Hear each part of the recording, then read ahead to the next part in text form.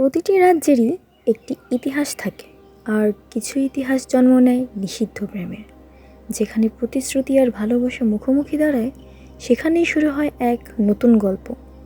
সব প্রেম পূর্ণতা পায় না, কিছু প্রেম ইতিহাস হয়েই বেঁচে থাকে। সিংহাসনের নিয়ম মানা যায়, কিন্তু হৃদয়ের নিয়ম কে মানে? আজ শোনাবো এমন এক প্রেমের গল্প, যে প্রেমে ছিল শুধু নিষিদ্ধ আর নিষিদ্ধ। তাহলে শুরু করা যাক নিষিদ্ধ প্রেমের রাজ্য। শুরু হলো পর্ব 1। সুবর্ণপুর এক বিশাল রাজ্য, যেখানে রাজপ্রাসাদ আকাশ ছুঁয়ে দাঁড়িয়ে আছে, আর চারিদিকে শান্তি সমৃদ্ধির ছায়া। এই রাজ্যের রাজা ছিলেন মহারাজ অরিন্দম এবং রানী মৃণালিনী। তারা ছিলেন অত্যন্ত দয়ালু ও ন্যায়ের প্রতীক। প্রজারা তাদের দেবতার মতোই সম্মান করত।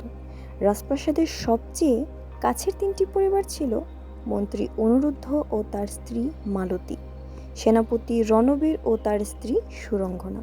তারা শুধু দায়িত্বের বন্ধনে নয়, হৃদয়ের বন্ধনেও একে অপরের সাথে গভীরভাবে জড়িয়েছিল। একদিন রাজপ্রাসাদের বাগানে রাজা অরিন্দম ও মন্ত্রী অনুরুদ্ধ বসে আড্ডা দিচ্ছিলেন। রাজা ও মন্ত্রী ছিলেন পরস্পরের অনেক ভালো বন্ধু। চারিদিকে ফুলের সুবাস, পাখির ডাক আর ঝর্ণার শব্দে পরিবেশ ছিল শান্ত। হঠাৎ রাজা হেসে বললেন, হা হা অনিরুদ্ধ, যদি তোমার ছেলে আর আমার মেয়ে হয় তাহলে তাদের বিয়ে দেব, আর যদি তোমার মেয়ে আর আমার ছেলে হয় তাহলেও তাদের বিয়ে দেব। মন্ত্রী প্রথমে হেসে বললেন, রাজামশাই, আপনি তো রাজ্যের রাজা, আপনি কি সত্যি এমন কথা রাখবেন?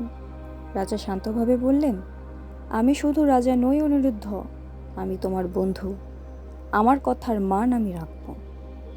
অনিরুদ্ধ তখন গম্ভীরভাবে বললেন, তাহলে এই কথা প্রাসাদের বড় পিতলের পুকুরের পাশে খোদাই করে লিখে রাখুন, যাতে সময় হলে অস্বীকার করতে না পারেন। রাজা কিছুক্ষণ চুপ থেকে বললেন, ঠিক আছে। আর রাজার যেমনি কথা ঠিক তেমনই কাজ। সেই দিন থেকেই সুবর্ণ পুকুরের পাশে খোদাই হয়ে রইল এক অদ্ভুত ভাগ্যের প্রতিশ্রুতি। সময় গড়িয়ে যেতে লাগলো। রাজপ্রাসাদে জন্ম নিল রাজপুত্র অরুণোদয় কুমার। তার জন্মে পুরো রাজ্যে আনন্দে ভরে উঠল। রাজা অরিন্দম গরিবদের মাঝে দান দক্ষিণা দান করলেন। তার 1 মাস পরেই সেনাপতি রণবীরের ঘরে জন্ম নিল এক পুত্র রুদ্রজিৎ। পুত্র ছিল রণবীরের মতোই শক্তি আর সাহসের প্রতীক। ছোটবেলা থেকে সে অনেক সাহসী। এই ঠিক 2 বছর পর মন্ত্রী অনুরুদ্ধের ঘরে জন্ম নিল 2 সন্তান, নিতাই এবং পদ্মাবতী। কিন্তু সেই আনন্দের মাঝেই নেমে এলো এক ভয়ঙ্কর দুঃখ। পদ্মাবতীর জন্মের পরেই তার মা মালতী মারা যান। মালতীর মৃত্যুতে পুরো মন্ত্রীর বাড়ি কান্নায় ভেঙে পড়ে। সেই সময় রানী মৃণালিনী ছোট্ট পদ্মাবতীকে নিজের কোলে তুলে নেন এবং বলেন, আজ থেকে এই মেয়ে আমারও মেয়ে। সেই দিন থেকেই পদ্মাবতী রানী মৃণালিনীকে ডাকতে শুরু করে মণিমা। সময়ের সাথে 4টি শিশু একসাথেই বড় হতে লাগলো, অরুণোদয়, পদ্মাবতী, নিতাই আর রুদ্রজিৎ। তারা একসাথেই সবসময় পাঠশালায় যেত, খেলাধুলা করত। কিন্তু ধীরে ধীরে বয়স বাড়ার সাথে সাথেই তাদের হৃদয়ে আলাদা আলাদা অনুভূতির জন্ম নিতে শুরু করে। পদ্মাবতী ছোট থেকেই অরুণোদয় কুমারকে পছন্দ করে। তার স্বপ্ন একদিন সে রাজপুত্রের স্ত্রী হয়ে তার সাথেই ঘোড়ায় বসে পুরো রাজ্য ঘুরবে। অন্যদিকে রুদ্রজিৎ নীরবে পদ্মাবতীকে ভালোবাসত, আর এই কথাটা শুধু অরুণোদয়ই জানত। অরুণোদয় আবার তাদের সবসময় বন্ধু হিসেবেই দেখত। সময় গড়িয়ে তারা হয়ে গেল 20-22 বছরের তরুণ তরুণী। এখন আর তারা ছোট নেই। শৈশবের সেই হাসি খেলা বদলে গেছে বাস্তব জীবনে। পদ্মাবতীকে রানী মৃণালিনী নিজের মেয়ের মতো করেই বড় করেছেন।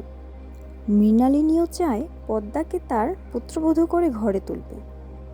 একদিন তারা 4 জন সুবর্ণ পুকুরের পাশে যায় স্নান করতে। রাজপ্রাসাদের সবচেয়ে বড় পুকুর এটি, চারপাশে পিতলের বেড়া দেওয়া। পুকুরের পাড়ে হঠাৎ পদ্মাবতীর পা কাদায় পিছলে যায়। সে সামলে উঠে কাদা সরাতে গিয়ে হঠাৎ কিছু দেখতে পায়। সে কাদা সরাতে সরাতে দেখে খোদাই করা লেখা, যদি মন্ত্রীর ছেলে আর রাজার মেয়ে হয় তাদের বিয়ে হবে, আর যদি উল্টো হয় তাহলেও তাদের বিয়ে হবে। পদ্মাবতীর চোখে তো আনন্দের ঝিলমিল করে ওঠে। সে মনে মনে খুব খুশি, কারণ ছোট থেকেই সে অরুণোদয়কে খুব ভালোবাসে। কিন্তু অরুণোদয়ের মনে এই লেখার কোনো প্রভাবই পড়ল না। সে শান্ত গলায় বলল, এটা তো শুধু বহু বছরের আগের একটা প্রতিশ্রুতি, এর বেশি কিছু নয়। পদ্মাবতী তার দিকে মলিন হয়ে তাকিয়ে রইল। আর অন্যদিকে রুদ্রজিৎ সব কিছু নীরবে দেখছে। তার বুকের ভেতরটা কেমন যেন মোচড় দিয়ে উঠল।